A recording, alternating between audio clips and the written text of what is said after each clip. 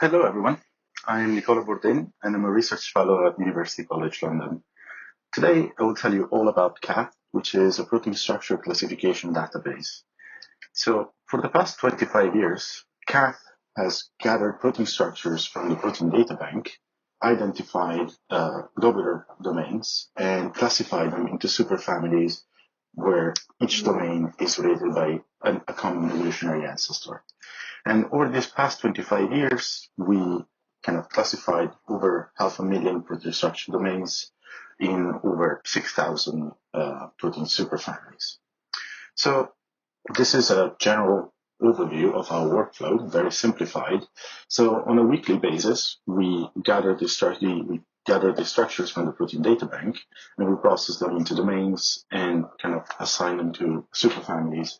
Most of this work is done automatically, but the key strength of CATH is relying in its expert manipulation.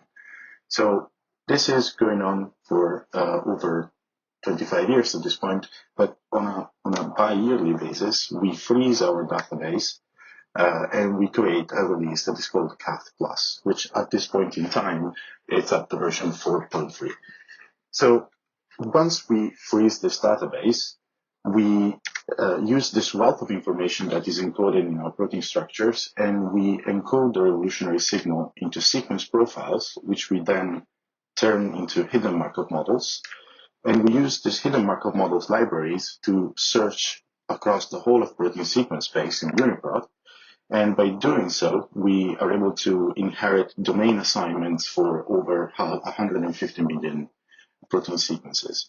The advantage of using UniProt in this case is that we can inherit a lot of other information that is being created by UniProt and SwissProt, where we can take Go terms, enzyme codes, drug bank annotations, OMIM, and so on. So once this data is classified, we also release a wealth of other information associated to it. So this is a general overview of what we make available through our website. We do have CATH, CATH Plus, and CATH tools. So CATH consists of the very latest PDB annotations. We have daily snapshots of domain boundaries and classifications, and this includes both automatic and manual annotations. CATH Plus, though, has on top of CATH data, we also have curation analysis, several alignments in various formats, functional families, which is a further subclassification of CATH superfamilies into small subsets of proteins that are related by the same function.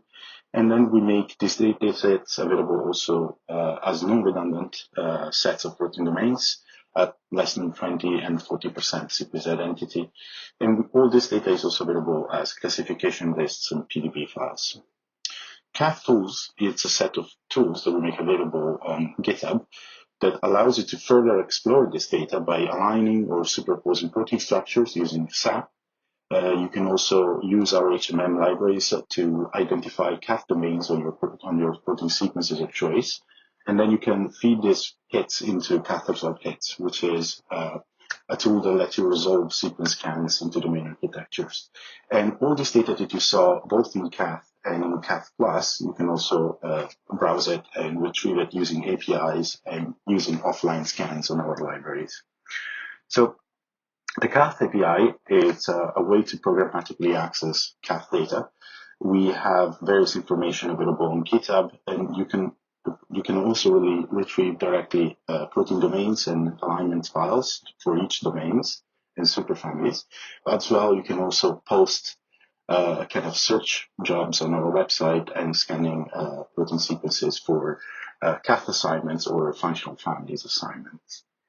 So all this data is available through APIs also for CATH FunBar, which is this kind of sister resource that we created a couple of years ago that contains information on cancer mutation and variant analysis for different sets of cancers, and as well as SARS-CoV-2 assignments for proteins. This data is also available through the FunBar API.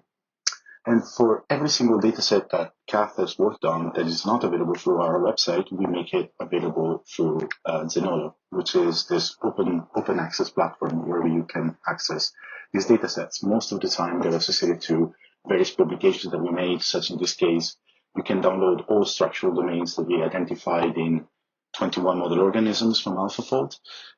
You can also download our CATH classification of protein kinases, as well as either macro models and farm alignments for those. And you can also download all the structural models that we use to identify the host range of SARS-CoV-2 in animals. So this data is also accessible through our FTP server here.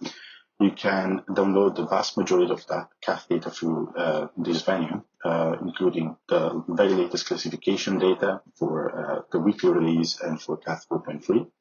You can download functional family alignments and also functional family hidden macro model libraries.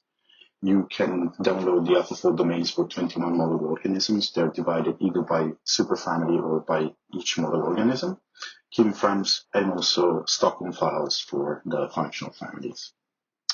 As part of our work in for the CATH 21 model organism project, we teamed up with the FoldSeq resource. So now you can also take your protein structure of choice and search for it using our new library, which contains a combination of the whole of CATH 4.3 plus the model organisms structures that we identified that we deemed of enough good quality in this case.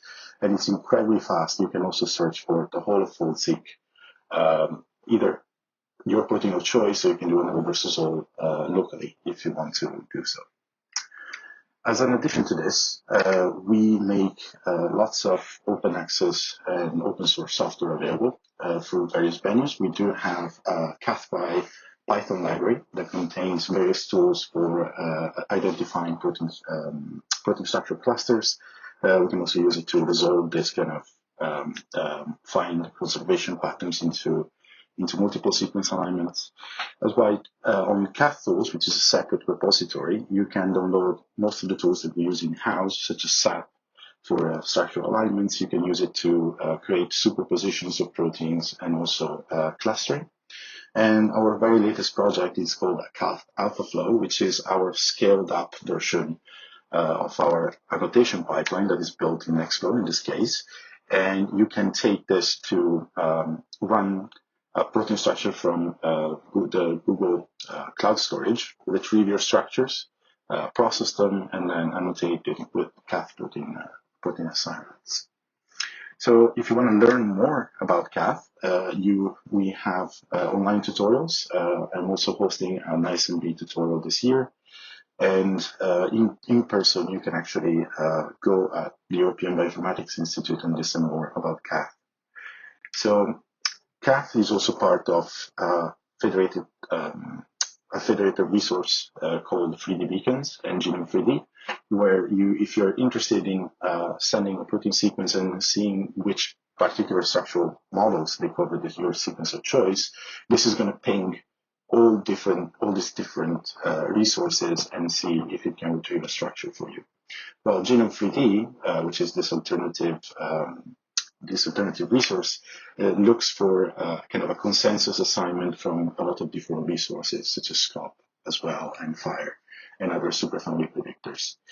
All this data is also very easily browsable through using kind of bioschemas information in our pages.